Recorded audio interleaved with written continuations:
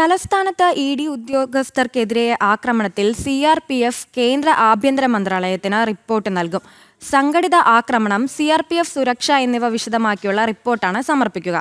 സംഭവത്തിൽ സി.ബി.ഐ അന്വേഷണത്തിനും സാധ്യതയുണ്ട്.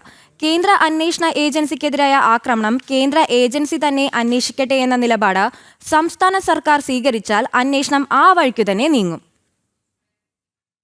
മാസപ്പടി കേസിൽ സി.ആർ.പി.എഫ് സുരക്ഷയിലായിരുന്നു മുൻ മുഖ്യമന്ത്രി പിണറായി വിജയന്റെ തിരുവനന്തപുരത്തെ വാടക വീട്ടിലടക്കം ഇ.ഡി. റെയ്ഡിനെത്തിയത്. സാധാരണ റെയ്ഡുകൾക്കെത്തുമ്പോൾ നൽകുന്നതിലധികം സി.ആർ.പി.എഫ് ഉദ്യോഗസ്ഥരെ സുരക്ഷയ്ക്കായി വിന്യസിക്കുകയും ചെയ്തിരുന്നു. എന്നാൽ ഗേറ്റിന് പുറത്താണ് CPM ക്രിമിനൽ സംഘങ്ങൾ പ്രതിഷേധത്തിന്റെ പേരിൽ സംഘടിച്ചതും ചുടുകട്ടയുമായി റെയ്ഡ് കഴിഞ്ഞിറങ്ങിയ ഉദ്യോഗസ്ഥരെ ആക്രമിച്ചതും. ഇവിടെ മതിയായ പോലീസ് സേനയുണ്ടായിരുന്നില്ല. വിവിധ കേന്ദ്രങ്ങളിൽ നടത്തിയ റെയ്ഡുകളിൽ നൽകിയ സി.ആർ.പി.എഫ് ഉദ്യോഗസ്ഥരുടെ അംഗബലം, റെയ്ഡിനിടെയുണ്ടായ പ്രതിഷേധങ്ങൾ, പിന്നീട് നടന്ന ആസൂത്രിത ആക്രമണങ്ങൾ എന്നിവ വ്യക്തമാക്കിയുള്ള റിപ്പോർട്ടാണ് സി.ആർ.പി.എഫ് കേന്ദ്ര ആഭ്യന്തര മന്ത്രാലയത്തിന് സമർപ്പിക്കുക.